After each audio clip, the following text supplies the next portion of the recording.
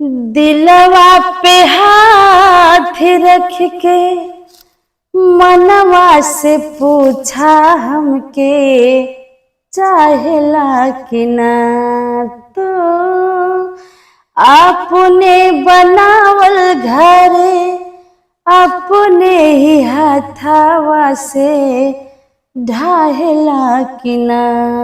तो नैया के मिट्टी ना निशान जब से धैला तो दूसरा के साथ हो। अब का बनेला जान जान कहियो कोरबे में बीतत रहे रात हो।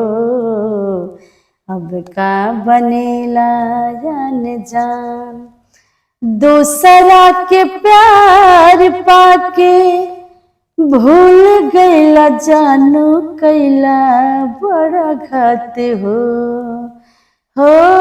दूसरा के प्यार पाके भूल गईला जानू तो कैला बड़ी घात हो। दूसरा के हाथ में दे दिहला हाथ अब ना करब मुलाकात हो। सरिता के लागे सब वीरान गब से धैला तो दूसरा के साथ हो।